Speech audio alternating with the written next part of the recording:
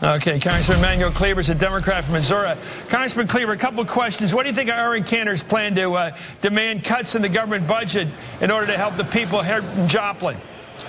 I think Mr. Cantor probably misspoke. I refuse to believe that that's what he was actually trying to say.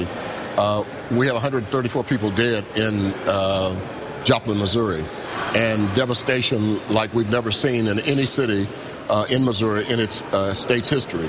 So if the federal government does not have a role to play in helping people survive, then we don't need a federal government.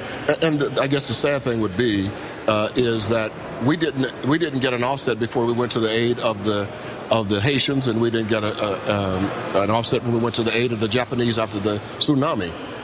And unfortunately, it looks like we're going to do an offset, but I think the way it was presented to the American public was probably not as compassionate as I believe Mr. Cantor is. Okay, I got a question about a larger question, even in a view than the dangers of earthquakes or tornadoes or whatever, and that is this whole question of another Greece. We're getting warnings from Geithner, the Secretary of Treasury, if this Congress doesn't get its act together, doesn't reach an agreement on the debt ceiling before this August deadline, we're going to have a real problem with our credit in the world. The United States won't be paying its bills. You have Greece, the biggest news just out a few minutes ago, just saw it, Greece may well default. Here's a major country in Europe. Do we want to follow them? Absolutely not.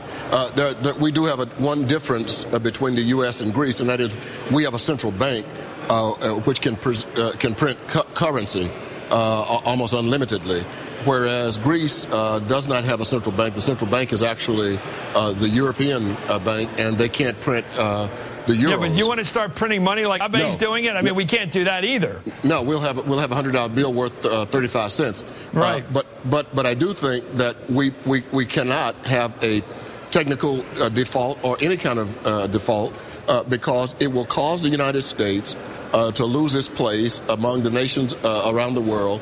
Our currency is now the preferred currency of the world. It's held back by most countries when they make big purchases like oil or airlines. And so we can't do that. It will damage the United States eternally.